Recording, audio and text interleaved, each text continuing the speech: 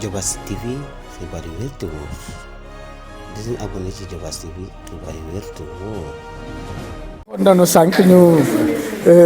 on remercie d'abord monsieur le directeur pour sa présence et l'équipe qui la ak toute l'équipe qui l'accompagne vraiment li ñuy jëkk wax mooy nit ki boo amee partenaire bu lay jàppale war nga ko wan ni lim lay defal gis nga ci sa bopp parce que ni mu waxee nii man je suis venu en 2022 mais bi ma jëkkee ñëw dama bëggoon daw parce que j'ai trouvé un état de délabrement très avancé mais comme il l'a dit rek c'est des défis qu'on doit relever. On avait commencé en première année avec des réformes majeures. Malheureusement, avec la réduction des frais d'inscription, donc il faut aussi avoir des priorités. Malheureusement, à Noto, on n'a pas de partenaire. Qu'on le dise, c'est ça. Amul kenn ku la mën a jàppale ci lenn bi ma ñëwee avec par le biais de madame Ndong jëkkër ji moo doon directeur IRF inspection des eaux et forêts de Louga daf ma may 100 plans la ñu may 100 plans ya aucun élève ne s'est impliqué pour le reboisement de ces 100 plans ba mu dee mais nit yi boo ñëwee ci cadre boo xamee ni bëgg nga ko defar ña ngi koy defaral bëggunu looy def jël garab mu am bakkan muy dee mais àq boobu man attanuma ko yéen waru leen ko attan donc reboisement bi buñ ko defee parce que comme il l'a bien dit ceci vous a été prêté par vos petits frères parce que da nga leen la war a delloo ci anam yu sell muy table banc yi li may wax rek table banc yeeg lépp luñ fi def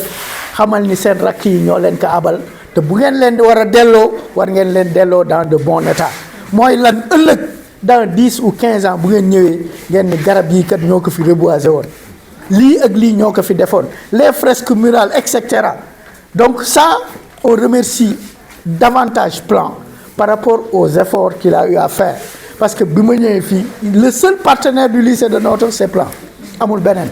j'ai cherché partout mais on n'en a pas les anciens enfants parrainés par Plan mooy lan Plan jàppale na leen ba ñi ngi ñëw xool comment ils peuvent appuyer à travers les connaissances qu'ils ont eu à acquérir yéen ëllëg itam yéen a nekk seen place donc lan ngeen war a def relever le défi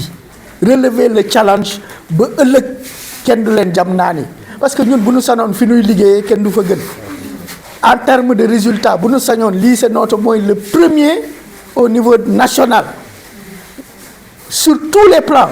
comme ni mu ko waxee bu ñu ñëwee di évaluer war nañu au moins fekk ñoom li ñu defal ñu sàmm ko ndimbal da cay fekk loxoy borom il faut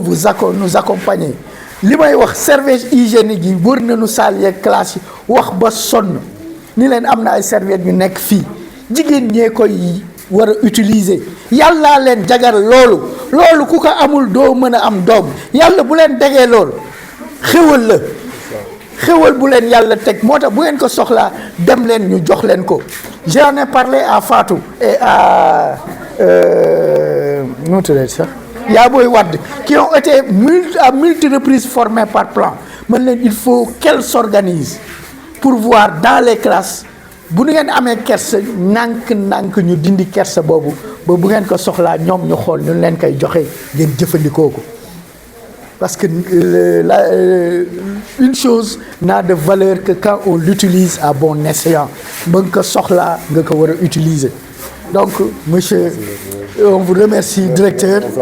on est très conscient des efforts que vous avez faits à travers vous on remercie toute l'équipe de Plan International mais on décerne une mention spéciale aux anciens élèves qui ont tout laissé pour venir nous accompagner et li may ñaan yàlla mooy ngeen jëmbat ko suuxat ko parce que li may wax ñun ñii amuñu toilette le corps professoral amuñu toilette parce qu'on nous a demandé de fermer le bloc administratif amuñu toilette mais gisu leen ñu jàmbat gisu leen ñu ni def leneen mais mënuñu dem ci toilette élèves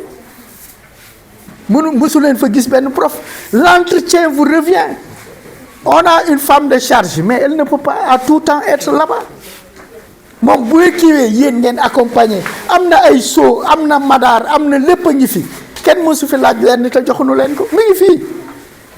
ah donc bu ngeen ko utiliser ngal la ngeen jël ndox sotti ci parce que setu ganaar amul njëriñ nit balaa muy ba li waa ji di wax balaa ngay jëkk dugg kër nit na fekk douche toilette ya set pour nga mën wóolu la ngay lekk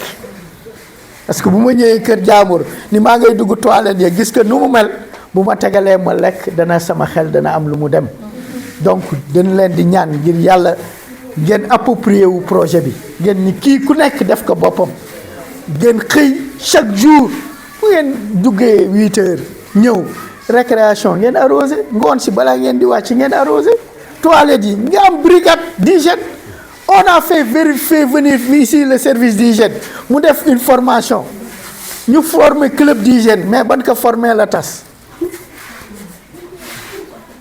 chaque fois li may dégg mooma dul doy mooy 90% des élèves n'habitent pas Noto loolu du lay même bu dee dëgg loolu du lay ñun fan la ñuy jóge ñun chaque jour ñoo ngi jóge Thiès di ñëw nit ki moo lan la c'est la volonté bëgg mooy tax nga àgg fi nga jëm hein donc c'est un message que j'avais à lancer avec vous à partager avec vous pour vous dire que yéen a yaakaaru ëllëg bu ngeen demee yeneen gox ña ngay développé de bu leen xalaat ni Jobaas ñeneen ñu dëkk feneen a ñëw développé leen ka de yéen les fils de Jobaas les filles de Jobaas yéen a war ñafe ba ëllëg président de la République député leneen ak leneen juddu fii te vous avez les compétences parce que li may wax benn élève nulul mais c'est les efforts qu'il fait pour parvenir à la quête de la connaissance qui le différencie des uns et des autres donc gëm leen seen bopp ñun nag lim nu jox nii ñun de en tout cas ñun daan leen ci jàppale imprimante bi itam daan ko utiliser à bon escient moom laa doon wax censeur on va l'utiliser à bon escient parce qu'on en a besoin on a écrit partout mais bu nu ñuy dikkalee dañ leen di wax jërëjëf gàcce ngalaama on vous remercie et on espère que tous les efforts que vous avez eu à faire ne seront pas vains donc soyez rassurés que nous aussi au niveau de l'administration au niveau du corps professoral on fera tout le nécessaire pour vous accompagner dans le défi et que Inch'Allah au jour de la restitution des travaux que Noto soit premier et que satisfecit soit donné à l'équipe de Noto mais aussi à l'équipe qui a mené à travers ce projet à travers les enfants parrainés. L'activité est hautement civique et entre dans le cadre d'une des priorités du ministère de l'Éducation nationale à travers la plateforme NITE. Donc nous ne pouvons que saluer tous les efforts qui ont été faits jusqu'à présent pour nous permettre de rendre notre lycée accueillant, attrayant dans un cadre optimal de travail. Et je pense que la dernière fois on l'a dit et on leur a même remis un diplôme pour leur témoigner toute notre gratitude, toute notre reconnaissance à travers tous les actes qui ont été menés. Je suis avec monsieur le censeur pour vous accompagner davantage. Et je demande à ce que aujourd'hui on a procédé à plusieurs activités, parmi lesquelles il y a d'abord le reboisement, il y a l'assainissement, il y a la continuation des fresques murales. Donc c'est un acquis. Et je demande à tous les élèves, à travers le président du gouvernement scolaire, tu viens là, voilà, tu es quelqu'un dans le lycée, à travers le gouvernement scolaire, que vous essayez de pérenniser les actes qui ont été posés. On l'a toujours dit, nettoyer c'est bon, mais ne pas salir c'est mieux. Il y a des poubelles qui sont installées ici. Et à chaque fois que vous avez utilisé un sachet ou du papier, après, jetez-le dans les poubelles et il y aura un processus de ramassage pour vidange rapidement de ces poubelles-là. Et je demande à tous les élèves, qu'ils s'approprient toutes les activités qui ont été posées. Et à travers aujourd'hui, les anciens élèves aussi ont décidé, à travers leur action, de donner des serviettes hygiéniques aux jeunes filles de cet établissement. Donc c'est un acte que je demande à tout le monde d'applaudir pour les efforts qu'ils ont eu à faire par rapport à ça. Ils vont procéder tout à l'heure à la remise des serviettes hygiéniques. C'est un processus naturel de l'accomplissement de la femme. Donc après aussi, ils vont procéder à la remise d'une imprimante. Donc je pense que le lycée en a besoin parce que le matériel manque, les infrastructures manquent, les conditions même dans lesquelles nous travaillons, vous le voyez tous, sont extrêmement difficiles. Mais malgré tout cela, nous essayons de répondre aux attentes des élèves, aux attentes des professeurs, aux attentes du corps de surveillance pour faire de ce lycée un lycée d'excellence. Nous sommes pratiquement à la fin de l'année. Ce qui vous attend, chers élèves, c'est de redoubler d'efforts pour mieux représenter le lycée à travers le baccalauréat, à travers le BFM, mais aussi à travers les moyens de passage. Donc les compositions, c'est après la Tabaski. Il ne faut surtout pas baisser les bras, redoubler d'efforts et finir l'année en beauté et passer en classe supérieure. L'année dernière, on a eu des mentions, 3 assez bien, 2 en S et 1 en TL. Cette année, nous voulons, au-delà de ces mentions-là, avoir une mention bien et pourquoi pas une mention très bien parce que vous avez les capacités. Donc, on compte énormément sur vous pour relever le défi de ces examens. Je pense que c'était ces quelques mots que j'avais à partager avec vous pour une plus grande réflexion pour mener à bout à bien notre lycée de Notto Diobass. Je vous remercie. Assalamu alaikum. maa ngi leen di nuyu ku nekk ci turam ak santam di am kontaante teewe activité yi man ak sama naataangoo yi nga xam ne moom laa àndal Mbaye Kébé Mbaye fi nga waroon ñëw waaw en tant que moom moo yore projet bi défi au niveau national donc c'est vrai que xawoon nañu am ay teq ci suwaak léegi am activité yu bëri au niveau du bureau mais teewul ñu ne woon il faut ñu ñëw teew saafonteeg yéen mais xoolal jàppale tamit équipe bi défi bi fi mu nekk di jiite di nuyoo bi monsieur le proviseur def naa su fekkente ne lii am na c'est grâce à lui, grâce à l'équipe pédagogique et grâce à vous parce que c'était pas facile, c'est un projet parce que le défi aussi c'est en fait c'est un défi, c'est des défis à relever. Donc chaque année on l'organise, dañ koy organiser donc au niveau de chaque pays chaque bureau tànn ay xale ay jeunes yoo xam ne c'est comme vous qui sont là au niveau de vos communautés mais peut-être qui étaient des enfants parrainés ou non et qui ont de l'expertise et en fait ku ci nekk ñu jël ci commune bi on les met en groupe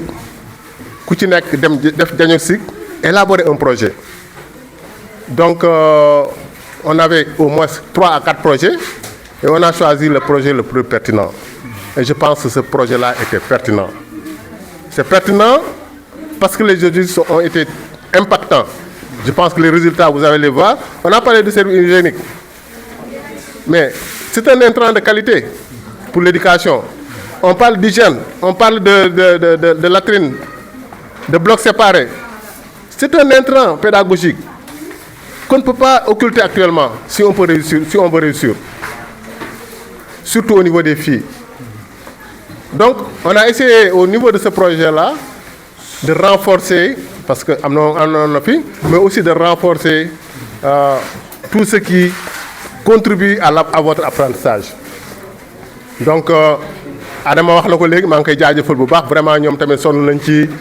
parce que le projet c'est à Notto et à Sewkhay. Donc yéen ñaari écoles yi au niveau des zones d'intervention yéen ñaari écoles yi lañ choisir mais kon loolu challenge la pour yéen challenge la parce que défi bi tamit défi la suñu demee ba le 14 incha allah dañuy demaat au niveau national ñu toog ñee nga xam ne ñoo yore liggéey bi ñu ne PA bi maanaam bureau Thiès ci wàllu mobilisation sociale wala wàllu projet bi gën a am solo bi gën a innovant moo jël paie mais xanaa bëggu leen ñun ñu wala Thiès jël ndaa rek quand même ah c'est ça aussi donc bu boobaa proviseur dina fa nekk incha allah on va l'inviter en Mbaye il faut l'inviter dina ñëw donc ñi nga xam ne ñooy leader communautaire yi mooy maire yeeg préfet yi ñu fexe ñoom tamit ñu teew ñu war leen li ñu liggéey je pense que c'est la 3e édition mais au moins man mën naa am yaakaar ci li ma fekk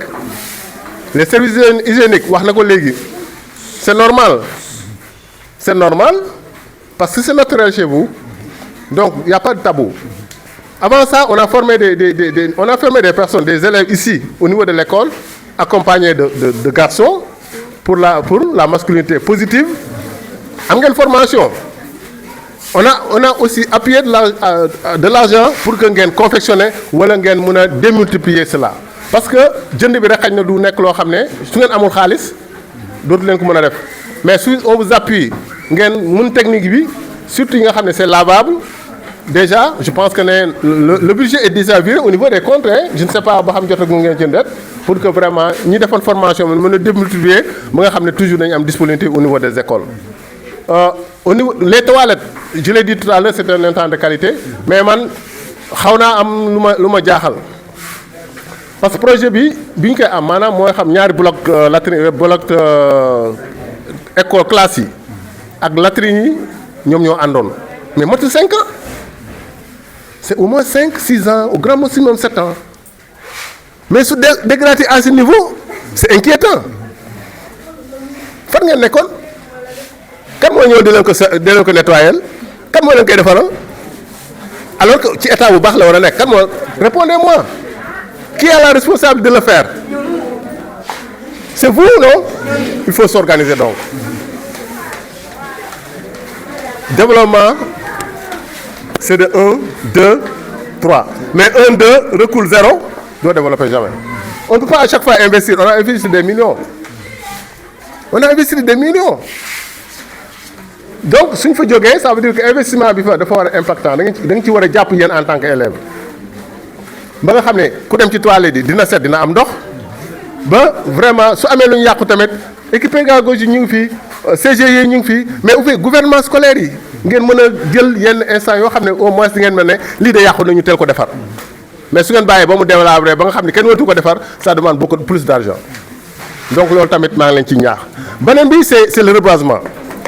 gis ngeen seen économie ni mu tàngee gis ngeen ko de dafa tàng wala tàngul dafa tàngee jër c'est parce que amul garab oui alors qu'on parle de changement climatique donc ku nekk la war a yeer fi ma nekk donc ça veut dire que au moins il y a gis naa ne mu ngi commencer changer ñu ngi kii mais yi ñu fi def dama bëgg mu am ñoo xam ne vraiment dañ koy parrainer soit par des classes soit individuellement man jëmbat naa léegi benn dama koy parrainer ana Ndeye Mati yow laa ko dénk donc chaque suba soo ñëwee na nga ko arrosé chaque jour jeudi ñeneen ñi nga xam ne ñoo ànd kii mbeng donc su ak nu mu tuddati aram suñ ko deful ngeen ñëw wax ma ko dama bëgg mu nekk garab boo xam ne mooy gën ci garab yi te ñaanal naa leen ci tamit mu nekk moo xam ne d'ici quelques années ngeen ñëw fii ak seen i master jàppale ñeneen ñi nga xam ne vraiment ñooy seen xale seen rakk yi nga xam ne ñoo nekk ci école bi donc loolu tamit je pense que c'est important di ngeen ci am ndimbalu proviseur mu jàppale leen ci loolu ngeen organiser wu mais au niveau de vos classes organisez-vous pour que toiles yi mën a set mais aussi li ñu reboiser tamit mun fi nekk wasalaamaaleykum wa rahmatullah je vous remercie. chers élèves yéen a ngi ci jàmm naka tàngaay bi man nag balaa may def dara damay remercier waa Plan ba pare parce que lii nii yombul te ñun kese duñ commune bi bokk ci lii bi ci Plan tànn nañ mënoon nañoo tànn ñu nekk ñu bàyyi ñëpp jël suñu école kon tey jii nii ñun ñoo war a jël relais bi lii ñu defal nii ñun waruñu koo yàq dañ ko war a gën a mën a suqali defal ko ba mu gën a jug ci kaw ak tamit maa ngi remercier sama mag yii nii ñëw fi parce que tamit ñoom am nañ lu ñu waroon liggéey mais dañoo bàyyi seen liggéey ñëw ngir defal suñu école te suñu école kenn waruñu koo gën a bëgg ñoo ko war a gën a bëggal suñu bopp. tamit yéen sama mbokk élèves yi yéen laay waxal serviette hygiène yi ñun ñoo ko moom te tamit bu ñu ko fi bàyyee day primé day yàqu rek ñu ngi koy sànni boo leen ko soxlawee même boo leen rusee dem si prof yi ngeen laajte ko ngeen ñëw si man ma dem jëlali leen ko te tamit lii nag dinañ ko gën a renouveler gën ko defar te ba dooloo am lu leen bett si ñun incha allah. Merci beaucoup, monsieur le proviseur. Voilà, moi, je vais me présenter. Je m'appelle Adama Diagne. Je suis le chef de projet de la 3e édition de l'initiative défi. Mais, comme nous sommes censés dire avec le proviseur, je ne vais pas wax ci tubaab ci olof laa koy wax yu leer nañ. Plan international damay ñëw ci suñu organisation bi parce que amaana ñu bëri ci yéen duñ xam ñun ñooy ñan. Xale yi nga xam ne comme yéen ci yéen bu amee ñi nga xam ne ñu ngi photo ñun ñu doon photo bu ñu demee ba am 18 ans ci lañ génn ci système bi maanaam amatuñu ay parrain amatuñu ay marraine léegi ñun ñu ne duñu bàyyi effort yi nga xam ne plan mu ngi ko doon def pour notre communauté ñun dañ koy continuer di def pour ñun suñuy rak ak suñuy waajur. ci noonu nag ci lañ defee benn kuréel boo xam ne mu ngi tudd RAYEP réseau des anciens enfants parrainés kon yéen ñii boo leen demee ba am 18 ans da ngeen di ñëw rejoindre réseau boobu noonu comprendre ngeen. Initiative défi nag nekk benn initiative boo xam ni depuis 3 ans ñu ngi ci nekk di ko doxal chaque année dafay am benn projet boo xam ne dañ koy porter njëkkoon nañ porter benn projet ñu def ko ci yeneen école ren ñu porter ay projet voilà def ko ci école choisir école lycée bu Noto bii nii. lu pourquoi ñu choisir ko mooy parce que ñun duñ choisir selon ay yaama neex wala yooyu noonu bu ñu choisir dañuy choisir selon le besoin man je suis de Ngoundiane commune de Ngoundiane laa bokk. Pourquoi ma ñëw Noto parce que dama xam ni besoin bi fii la ëppee comprendre ngeen vous avez vu votre cours bi fii nii dafa am ay problème mu garab yéen ñi ñëpp récréation dana am foo leen toog moo tax d'après concertation avec le corps professoral ñu xam que ni il est fort probable wala c'est nécessaire ñu defal leen ay garab fii nii moo waral reboisement bi setetal nag kenn dootu leen ko waxati parce que setetal moom ñëpp xam nañ luy njariñam léegi tey journée d'investissement humain bi nga xam ne ñu ngi koy def fii nii tey àndale ko am activité yoo xam ne prévoir nañ ko comme distribution de serviettes hygiéniques balaa ñu procéder à la distribution j'aimerais que ngeen xam benn affaire gis nga cycle menstruel wala mbiru règle nekkul loo xam ni c'est tabou c'est quelque chose qui est naturel yàlla moo ñu ko mooñaaleel comprendre ngeen donc kenn si yéen warul am benn complexe pour buñ distribuer ba pare wala ñu def stock bi fii nii ngeen di dem di laaj seen professeur yi que ni dama soxla serviette hygiénique warul nekk complexe diggante yéen ak ñoom ñun nag dinañ xool nan la ñuy def avec seen club éducation à la vie familiale bi nan la ñuy jéem a def ba bu ngeen soxlaa serviette yi mu mën a yomb si yéen.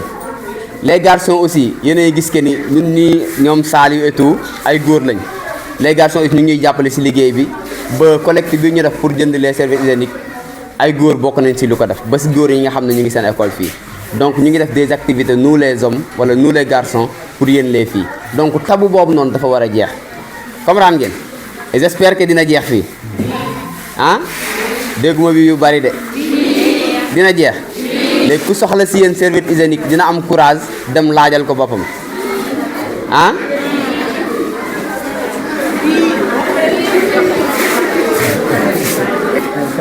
benn imprimante lañ yore te lycée bi nekk lycée boo xam ne du bu ndaw donc benn imprimante avec tous les devoirs yi nga xam ne yéen a ngi koy def day xaw a cate moo tax imprimante bi nga xam ni première initiative défi bi si lañ ñu ko joxe woon ñu pare pour ñëw octroyer leen ko jox leen ko pour ngeen mën a def seen ay kii facilement j'espère que comprendre ngeen.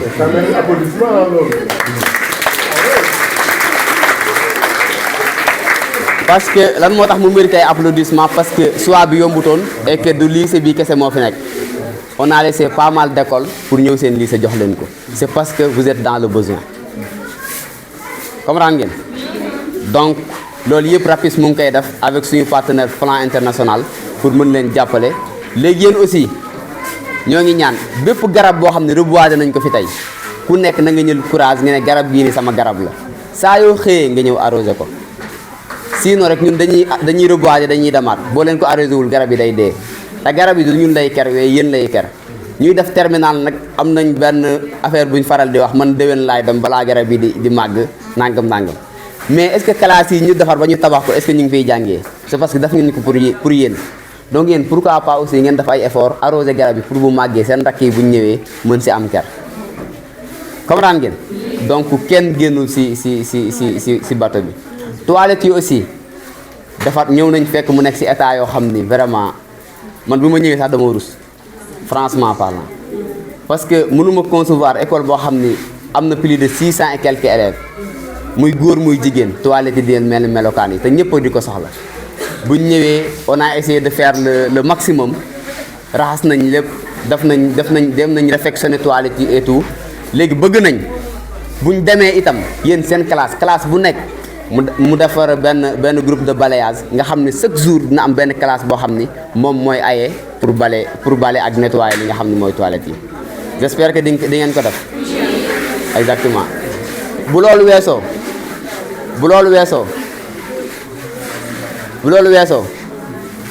maanaam lépp loo xam ni serviettes yi nga xam ne ñu ngi leen koy jox bëggatuma gis benn góor boo xam ne surtout xale yu góor ñi mu ngi gis benn jigéen buy nekk si ay état am mu naan day jéem a def ay affaire pour jéem ko xeeb wala mu koy jéem ko kii loolu c'est naturel ñu xamee ko noonu ñun ñëpp voilà wasalaam. Diobass TV xibaar yu wér te wóor di leen abonné ci Diobass TV xibaar yu wér te wóor.